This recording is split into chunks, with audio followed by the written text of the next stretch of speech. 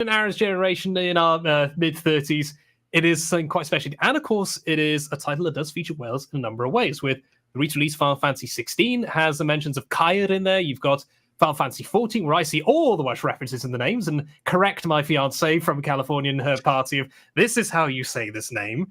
And of course, they have some of the early ones as well. But it's amazing just how many of the bigger titles do feature our country and Pembrokeshire as well in ways we don't expect. Yeah, and it's nice to see, isn't it? I think the use of Welsh, the mythology, it is growing, and it is nice to see, and it's been a pleasant experience, pleasant surprise. And Final Fantasy 16 is a good one as well, because the entire kingdom of the Iron Kingdom is inspired by a lot of Welsh and Celtic culture. So, using the word Caer, obviously meaning castle or fortress, for the location of Caer Norvent. And then there's even enemies that use attacks with Welsh names. So Crea Ocum is the Welsh for create valley, and a lot of the characters in that game as well, in that region, have Welsh accents. So it's very pleasing to see in a mainstream game like Final Fantasy 16. I think I'm going to have to invest in PS5. Not the PS5 Pro we were talking about earlier on for its ridiculous price tag, but I have to look into that just so I can watch and play through that at some point. So, of course, the Final Fantasy games completely missed me by. But into some more important stuff for this. Now, this website, of course, is made by yourself. Your wife happily did some of the artwork, which I love. The 8-bit design of the dragon on the controller is so beautiful, or cute, or what they say about very demure or whatever is the meme that's going around at the moment on social medias. It's wholesome. Or maybe wholesome. That's it, yeah. Very wholesome, very demure, all that kind of stuff. But the thing that really is more important here is this is not funded by any government. It's not funded by any major companies.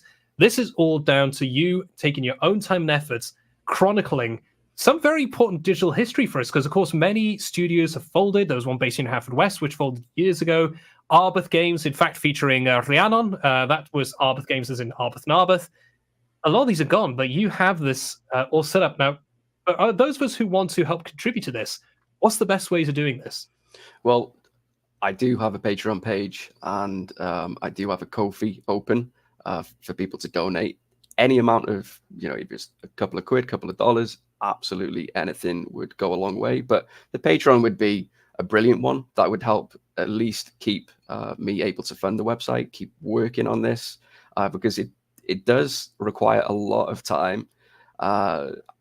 Honestly, hundreds of hours have already gone into it. So, and I know it's only going to grow, and I've still got a lot of work to do.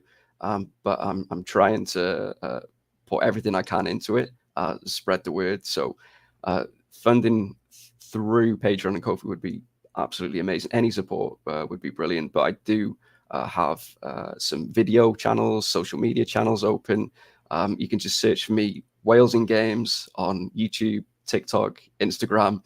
I've got a Twitter, X account, Blue Sky account. So everything is there if people want to search for me and share the videos, share the channels in whatever way they can. It's really going to help, and I greatly appreciate it. So anyone that wants to get in touch with me about any sort of opportunity, if there's games that aren't listed on the site, or developers that want to be featured, if they want to chat to me for interviews, I'm open to all sorts of ideas. So there's a contact page on walesingames.com, or just shoot me an email at walesingames@gmail.com. Fantastic. Well, Aaron, thank you so much for joining me today, because I appreciate it was an early start for you today to join us on this. It's been an absolute blast talking about this. And yeah, definitely keep an eye on the website and be seeing what any other features. We talk about a few games that aren't on the list as of now, but that's going to change in the next couple of days and weeks, because gaming is growing so much more in the county and in the country, with development studios, people going into games here at Pembrokeshire College or going out to Wrexham University, Cardiff. We're going to have a lot more Wales features very soon, so it's going to have me very excited indeed. Yes, thank you so much, Stuart. Really appreciate you shouting me out, having me on. It's only going to help. So it's been a great chat, and thank you for spreading the word about Wales in Games. Thank you. Absolute pleasure. So with that, going to be hopping into the news and the weather for you. Then we'll be back with some more great music into the next hour. We talk about some brand new games coming back and some classics as well.